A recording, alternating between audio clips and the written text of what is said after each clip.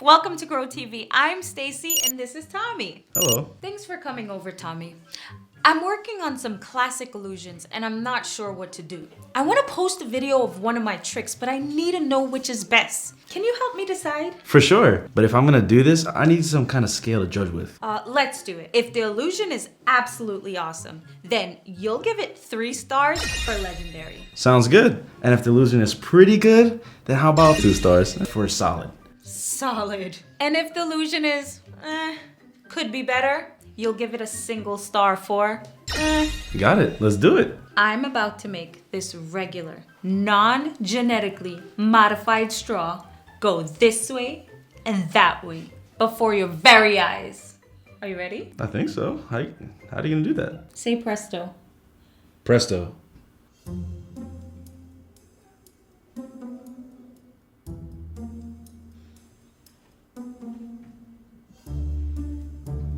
Do you want to try?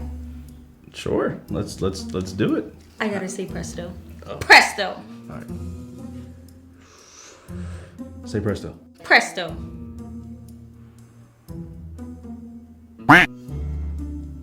I'm doing it. I'm doing Good job. So what do you think? it. Pretty good, but I don't think you're supposed to explain how the trick is done. I'm pretty sure that's like illusion 101. So I'm gonna give it like a Noted. For my next illusion, I will be making this regular everyday handkerchief disappear. Now you see it, and presto! Thank you. What do you think, Tommy? I like it. I mean, I could see like the fake thumb, but I'd still give it 2 stars. Solid. Next, I'm gonna take this regular, everyday, completely normal, mundane rope and tie a knot in it. Make it 2 knots. Feeling a little bit lucky today. Make it 3 knots. Blow. Whoa, 3 stars. Legendary. Awesome! Thanks! Now I know what to do. Post the rope trick. You know, one of my favorite illusions is invisible ink. How do you do that? It's easy. Okay, so you just take a piece of paper and write on it with lemon juice. It doesn't look like anything is there, but when you warm it up, presto, it's a smiley face.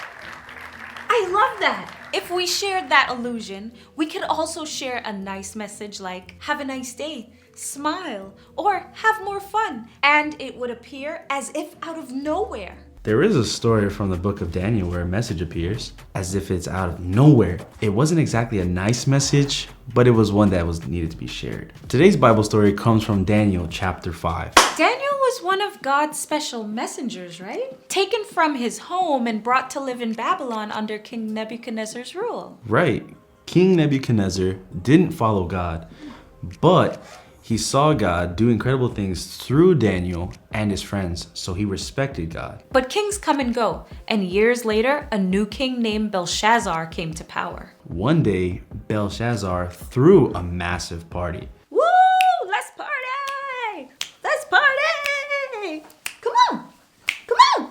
Not that kind of party? Well, not really. You see, Belshazzar made a bad decision. He chose to use the gold and silver cups taken from God's temple in Jerusalem. Weren't those sacred and meant only for honoring God? And Belshazzar and his guests used them for their party? Like for punch and stuff? Right. Well, maybe not the punch part, but anyway, they also used them to worship other gods. Suddenly, a mysterious hand appeared and started writing on the wall. Pooky. But Belshazzar didn't even know what it said. In Daniel 5:7 it says, "The king summoned the enchanters, astrologers, and diviners. Then he said to these wise men of Babylon, whoever reads this writing and tells me what it means will be clothed in purple and have a gold chain placed around his neck.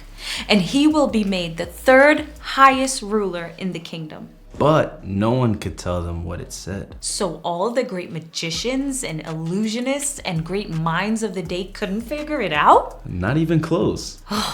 So God would have to reveal it. And that's what God did. Daniel was brought to the king. He saw the words on the wall and he knew the message God had for the king. And he knew what God wanted him to do. But before Daniel explained the words to the king, he said in Daniel 5:17, "You may keep your gifts for yourself and give your rewards to someone else. Nevertheless, I will read the writing for the king and tell him what it means." Sounds like he knew it was bad news. Daniel reminded Belshazzar of how King Nebuchadnezzar had learned to respect God. But Belshazzar had ignored all that. He dishonored God by misusing the sacred things from God's temple. The words on the wall said, Mene, Mene, Tekel, Parsin. Mene meant that Belshazzar's time was up. Tekel meant that God had weighed Belshazzar and found him lacking. Parsin meant God had decided to give Belshazzar's kingdom to someone else. As you said, big time uh-oh. And that very night, his kingdom was overthrown. So Belshazzar ignored God. Until it was too late. But Daniel trusted God's words and followed them, even when it was difficult. Exactly. Just like God showed Daniel the truth and helped him share it with others, God reveals the truth to us too,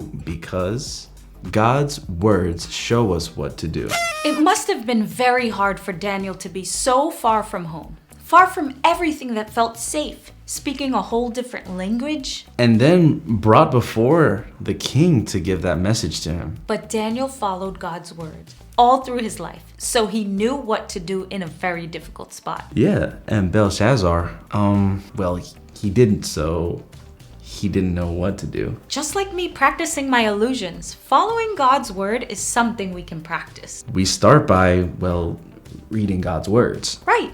And then we apply those words to our everyday lives. For example, in the book of Proverbs, it says to trust in God and not lean on our own understanding. That's right. So the next time I'm faced with a difficult choice, I can look to God's words for what to do. Instead of making a choice on our own or based on what others say, that's powerful. And the more you practice applying God's word in your life, the better you'll be at knowing what to do in any situation. Like Daniel, 3 stars, legendary. You know what would be cool for your rope trick, Stacy? You should do it with a bigger rope. And then after, everyone can play a big game of tug of war. It's a wrap! Look at it! That idea, Tommy, is so legendary. Love it. It's been fun showing you some of my classic illusions. And learning an awesome Bible story with you. It's always good to learn and grow together. Bye. Bye.